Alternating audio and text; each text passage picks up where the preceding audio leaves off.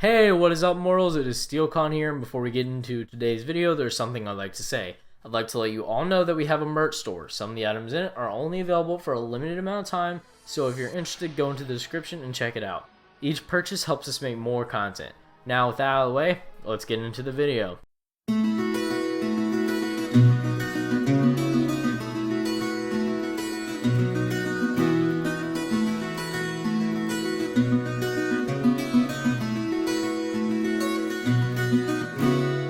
Okay, this story is going to need a bit of context. This story is what if Mirio Togoda got one for all instead of Izuku. For those of you who aren't up to date with the manga or anime, Mirio is a third-year student at UA with the quirk Permeation, letting him pass through objects. He is regarded as one of the best students at UA, being part of the Big Three. This what if will contain spoilers for the first half of Season 3, so if you're still watching, I would recommend clicking away. Izuku won't be an important character in this story. He's going to take a backseat with Mirio becoming the main character for now, though he still does have a story to tell. Our story starts with Mirio as a second-year student before All Might had even met Izuku. He'd been in the cafeteria eating lunch with his friends Nijire Hado and Tamaki Amaki, when an announcement blares over the intercom. Sir Night-Eye. Could Mirio Togoda of Class 2B please report to Principal Nezu's office straight away, please? Something felt off to Mirio after hearing that. The voice sounded like his mentor, Sir Night-Eye, who he had been doing a work-study with since the start of the year. But with a smile on his face, Mirio gets up and excuses himself from the table and marches to the office. Nirai tries following Mirio. She, being as energetic as ever, starts asking a million questions like, is something wrong? Is he going to get expelled? Is he getting an award? Tamaki accompanies him to the office as well, but he just stays quiet as usual since he was nervous for Mirio. When Mirio gets to the office, he's met by Sir Night-Eye standing outside it, holding Mirio's suitcase where his hero costume was kept. Before he could say anything, Sir Night-Eye dismisses Nire and Tamaki, saying they won't be needed. With them walking away and back to lunch, Night-Eye gives Mirio a faint smile, something he wouldn't normally do in public, and then signals him to enter the office. In the office itself, Nezu was sitting at his desk, accompanied by All Might standing to the side, shocking Mirio. All Might, Mirio Togoda, I've heard great things about you. All Might announces, with Mirio completely astounded by All Might's presence, and how he was just complimented by him. Mirio starts fanboying all over All Might, saying he's one of the biggest inspirations, before Sir Night-Eye tells him to quiet down. This was going to be very important.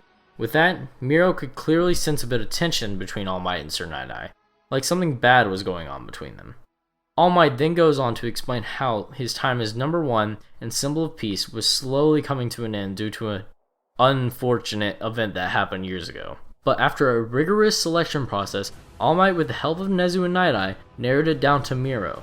After explaining that, All Might then says he wants to pass his title and power down to Mirio, confusing him. Mirio obviously would accept All Might's offer on becoming the next symbol of peace, but he had one question. What did he mean, pass his power on to him? The room was quiet for a few minutes after Mirio asked this. It was like no one wanted to answer that, but All Might burst into laughter as he explains, Don't worry about that for now, young Togoda. You first need to hear my challenge. His challenge was simple. Mirio and All Might would have a mock battle in Training Ground Beta. The goal for Mirio was to get the red armband wrapped around All Might's left arm within 10 minutes. The test was thought up by Sir Night-Eye. Before the test started, Mirio would meet up with All Might. All Might wishes Mirio good luck and tells him to do his best, but Mirio stops him and exclaims, I can only show you my best if you're doing the same. Impressed by this, All Might agrees to show Mirio his best as long as he did the same. Though he had been told Mirio had a lot in common with him, All Might didn't believe it until he actually saw him in person, cementing Mirio as a good successor in his mind so far. The fight starts with Mirio yelling out one of his special moves, Phantom Menace! As Mirio went blitzing through the street, buildings, and other objects around All Might, it became apparent to him that this wasn't going to be easy. Mirio then shoots himself at All Might. Though this attack appeared simple, All Might went to punch Mirio while announcing Detroit Smash. Mirio phased through All Might's smash, the punch creating a massive blast of air since it didn't make contact with anything. As Mirio phases through All Might, he gets behind him and announces another special move, A New Hope Smash! Mirio's special moves were all references to movies he had seen mixed with naming conventions from other heroes that he looked up to. Like how he took the smash from most of All Might's attack names, though not all of his moves were references. As All Might turns around, he sees Mirio blasting at him while spinning. He barely gets any time to react before Mirio does a mid-air turning kick to his head, sending him to the side. Mirio then lands and keeps up the pressure, rushing at All Might. Though he didn't realize it, All Might was subconsciously holding back against Mirio, but he was still impressed so far. Before he could get close to All Might, he's pushed back by a massive gust of air, as All Might gets behind him at insane speeds. All Might unleashes a barrage of punches behind Mirio, but all of them just go right through him as he falls into the ground. Mirio then goes shooting into the air, cracking All Might in the jaw as he comes up. All Might recoils back and coughs up a bit of blood before thinking how powerful that shot would have been if he'd been supercharged with One For All. When Mirio lands, there's less than 4 minutes left on the clock. All Might and Mirio would go back and forward, fighting for the rest of the time, All Might getting the upper hand for most of it. But when the time is up, All Might goes to say Mirio did well and did show a lot of potential. He might take him on as his successor, but Mirio just smiles and holds up the armband that should have been on All Might's arm. He then explains how he got the band. When he phased through All Might during his first attack, he had grabbed the band and left it somewhere on the ground so that he could still fight without worrying about dropping it. Needless to say, All Might was impressed, but confused by how he would still fight him after he got the armband. So with All Might now agreeing to make Mirio his successor, he would tell him about everything, from One to All, to his injury he sustained that stopped him from being a hero. At first, Mirio had no clue what was going on. Passing along quirks was unheard of. Though when Night Eye was backing up All Might's claims, Mirio knew he had to take it as the truth. All Might, in his dilated Small Might form, then offers a handshake to Mirio, asking him if he will become the next user of One For All. Mirio takes All Might's hand with hesitation, putting a smile on Sir Night Eye's face. Before we get back into the story, I would like to say that we've got a second channel called Anime Deep Dive. Anime Deep Dive is a channel based on a variety of anime lore. If you're interested in content like this, make sure you click the icon on the top right corner or check the description below for a link to the channel. Now, with that out of the way, let's get back into the story. With Mirio inheriting One For All, we're going to need to discuss his powers. First, we'll discuss his main quirk, Permeation. One For All enhances the user's original quirk while also fusing it to its core. So, Permeation would now have the ability to turn anything Mirio is touching permeable, as well if he wanted to, meaning his normal clothes wouldn't fall off him whenever he uses his quirk, while also giving him other massive combat advantages. It would take Mirio a bit to figure this out, however, about a month or two after getting One For All, since it was an added ability he didn't think he would gain. Now, on to the strength enhancing part of One For All. The first time Mirio uses One For All, it's in his fingers at 100%, damaging them, but not to the extent that it would have to Izuku, since she's a much better vessel for the power than Izuku. After that, Mirio would treat it just like his normal quirk, spreading it out over his body and not just in one place, unless the situation needed it.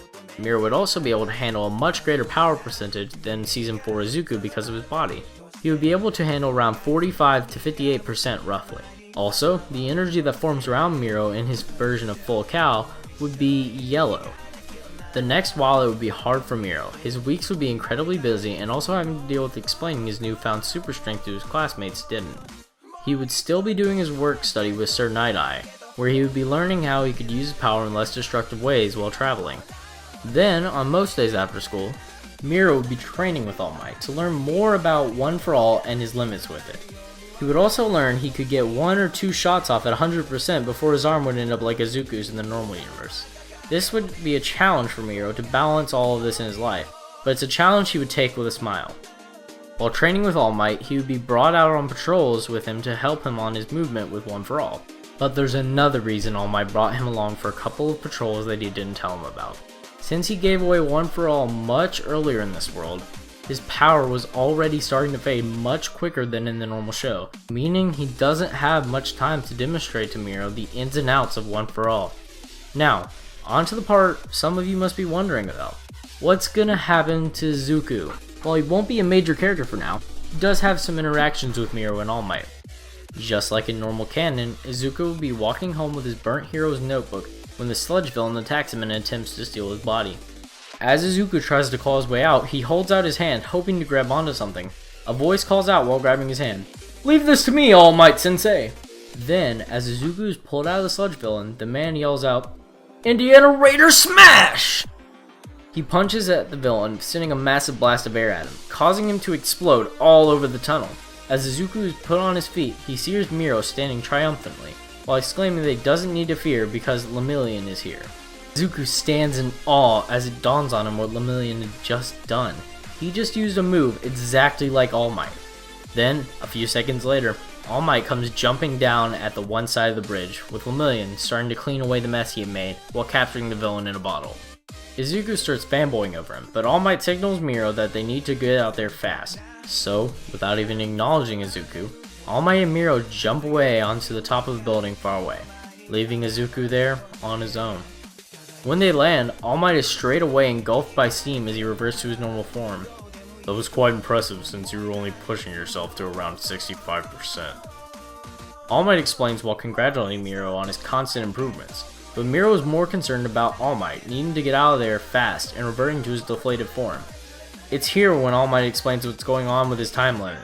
Ever since he gave away his power, it's been getting worse and worse. Soon he'll be only down to 15 minutes if he overworks himself. Meanwhile, in a dark room somewhere in Japan, a man in a formal suit watches a news report about All Might's new side. The man smiles as the news shows off a picture of Lemillion and All Might rushing down a street in pursuit of the sludge villain. Thank you all for watching the video to the end. Now there are a few more things that I'd like to go over before the video ends. On behalf of We the Celestials, I'd like to thank the writer for this video, as well as the editor for this video. Their details will be in the description. If you're a voice actor, editor, or writer, or you're just interested in becoming one of those, go to the Discord that is in the description of this video and hit up the head of one of those areas. We're always looking for members to join us. That's it from us for today's video. So thank you all for watching, and don't forget to hit that subscribe button if you're interested, and hit that like button if you like the video. Until next time, peace out, mortals. Have an amazing day. Eyes in the sky, gazing far into the night. I raise my hand to the fire, but it's no use, 'cause you can't stop it from shining through. It's true, baby, let the light